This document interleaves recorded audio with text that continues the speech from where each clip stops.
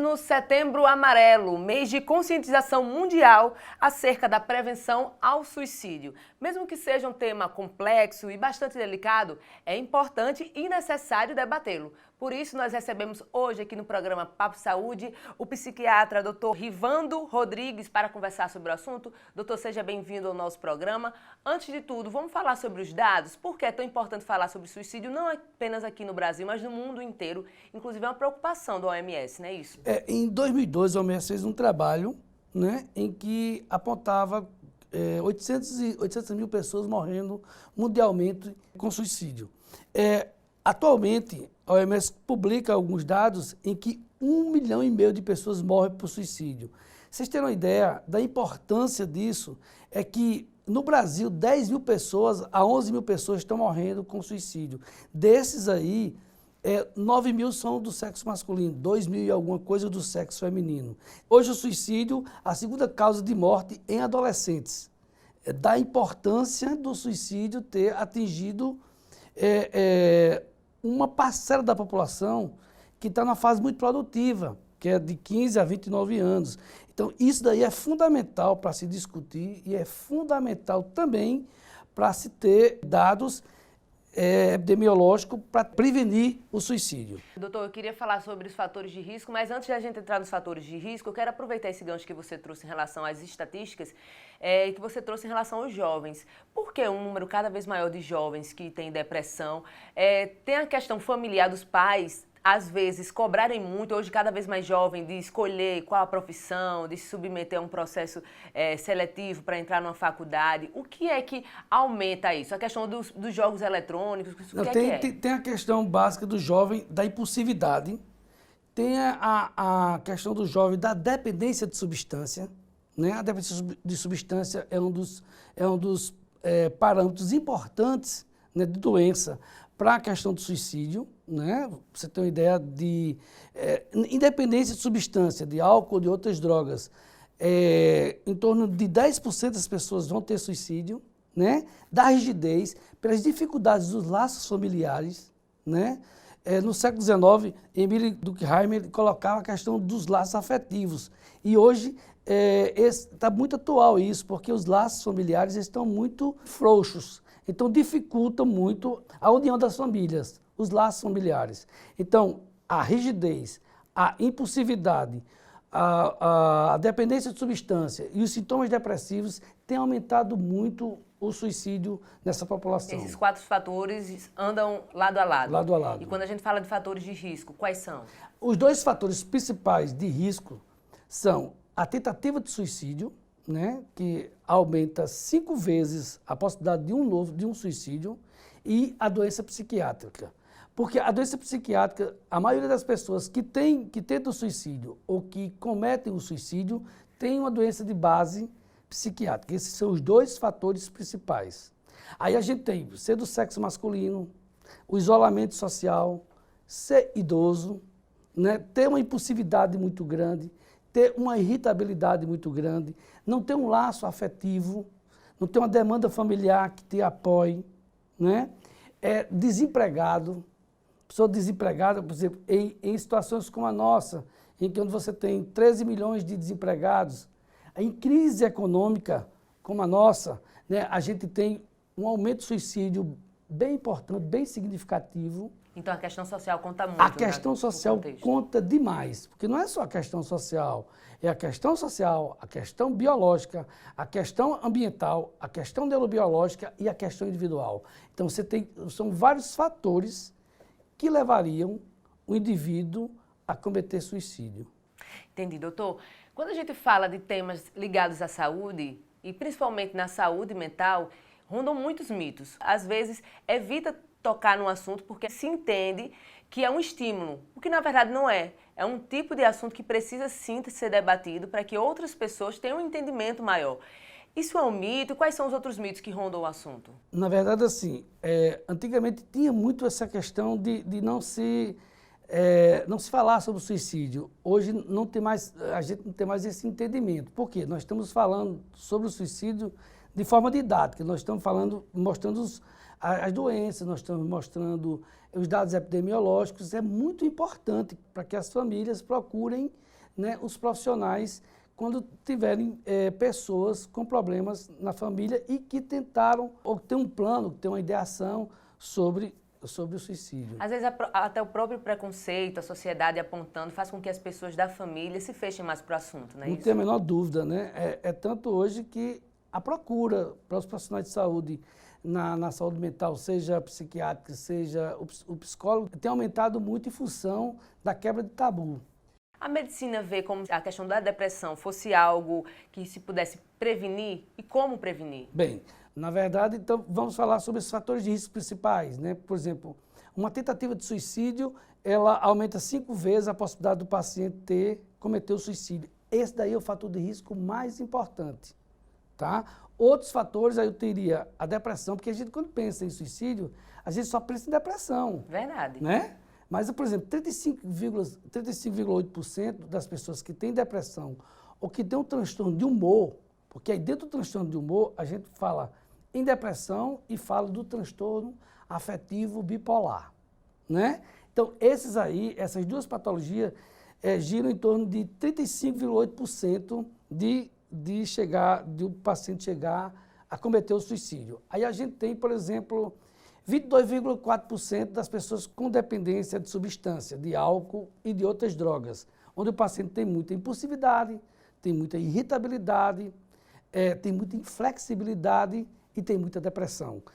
Aí você tem 22,4%. Aí eu tenho a esquizofrenia, com alucinações, com delírio e com sintomas depressivos.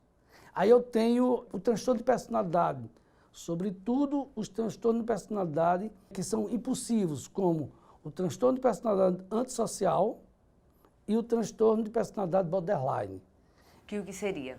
O transtorno de personalidade borderline é aquele transtorno que está dentro do cluster B, né, onde o paciente tem muito sentimento de vazio, tem muita irritabilidade, tem muita impulsividade, se automutila, tem pensamentos de suicídio, né?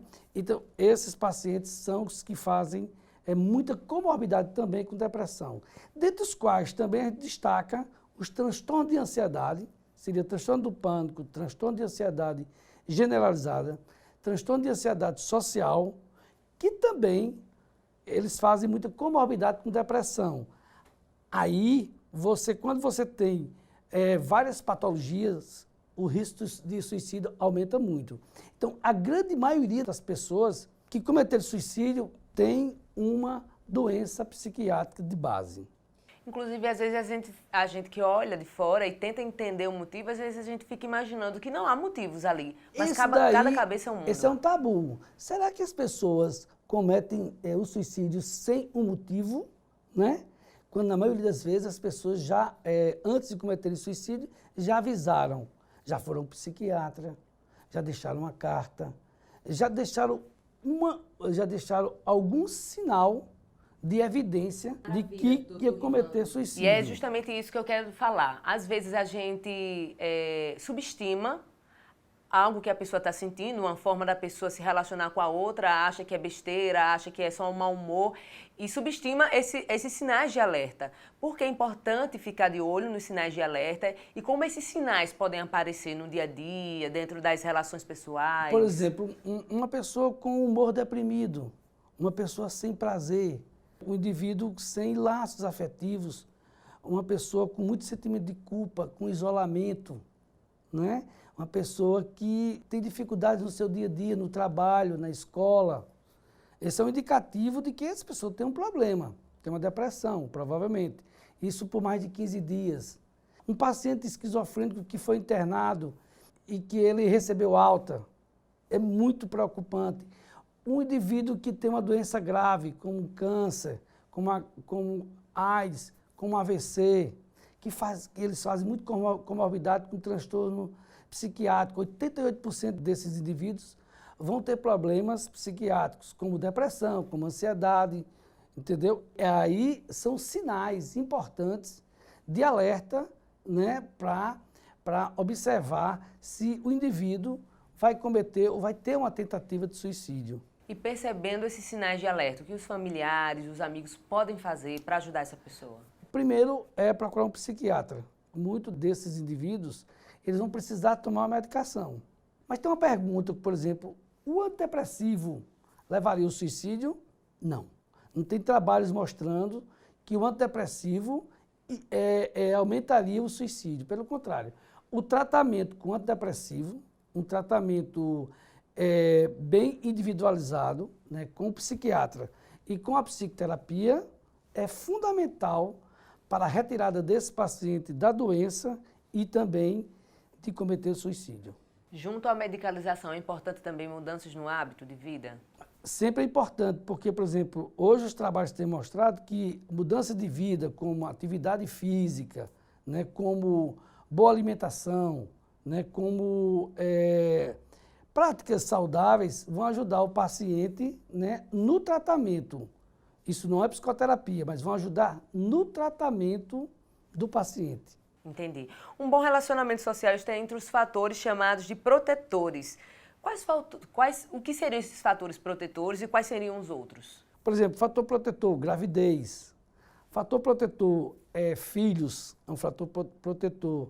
Ter um emprego, ter um laço afetivo importante, ser casada, né? São as relações sociais As em que relações as pessoas sociais, se preocupam com por exemplo, gente. mulher de uma forma geral é um fator protetor porque ela procura mais atenção médica, ela se preocupa mais e é um profissional do que o homem. Sim. O homem é mais impulsivo. Inclusive na questão da prevenção. Inclusive, isso são dados importantes, inclusive na prevenção, o homem ele é muito mais impulsivo, né? Ele é muito mais irritado, ele comete o suicídio dessa forma muito mais do que a mulher.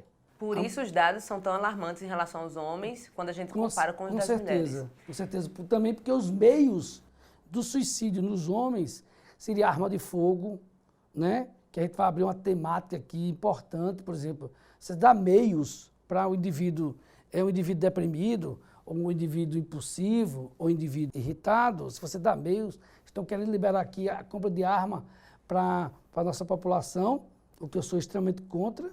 E por quê? Porque eu vou dar meios para as pessoas terem uma arma dentro de casa, como a depressão, com o transtorno bipolar, com a esquizofrenia, com o transtorno de ansiedade, o que não seria interessante para a nossa população.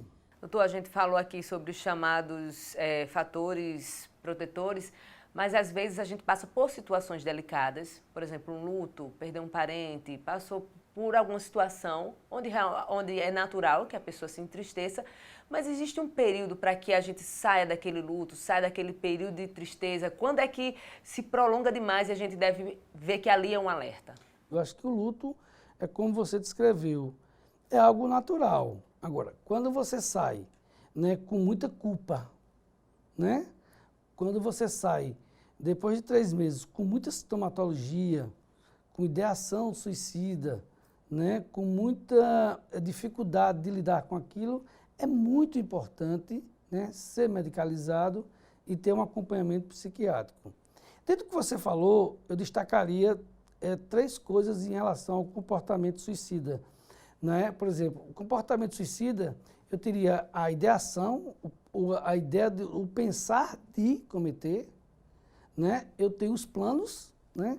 Como é que eu vou cometer, e eu teria a tentativa. Isso aí seria realmente o comportamento suicida. Então, num luto, né? Um paciente que tem meios dentro de casa, que tem arma, que tem muito remédio, um paciente que tem um laço afetivo e, por exemplo, um idoso que perdeu o cônjuge, né?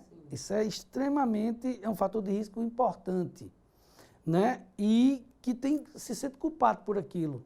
Se sente culpado por aquilo, aí seria um sinal de alerta importante para estarmos atentos em relação a essa pessoa. Maravilha, doutor Rivando. Eu agradeço bastante a sua participação aqui, falando de um tema tão importante e que, mesmo delicado, é preciso sim se debater. Então, eu queria que o senhor desse a mensagem final para as pessoas que estão nos acompanhando, não só agora no Setembro Amarelo, mas cuidar da saúde mental, cuidar de si, e para as pessoas também que às vezes têm um parente, um amigo que precisa dessa ajuda, por que não subestimar isso? É muito importante o que está sendo feito em todo o mundo sobre a questão do suicídio. Os dados são alarmantes. E muitas vezes tem-se um mito que é muito grande de dizer, por exemplo, que as pessoas estão se fazendo. Que as pessoas não vão cometer o suicídio. é muito importante a gente estar preocupado com isso, porque a cada dia o suicídio tem aumentado.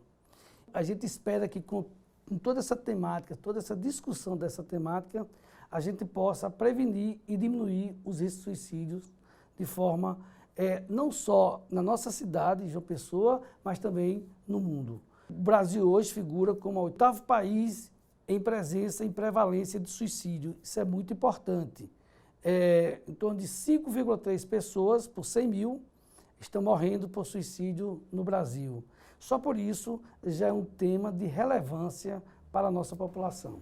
Isso aí, doutor Rivando, muito obrigada. Doutor Rivando Rodrigues deixando sua mensagem, importante se cuidar da sua mente, seja de setembro, seja qualquer mês do ano, não é isso, doutor? E o nosso Papo Saúde de Setembro fica por aqui, tratando de um tema bastante importante. Se você quer deixar alguma outra temática como sugestão, comenta aqui nesse post. Eu espero pelo retorno de vocês. Até a próxima!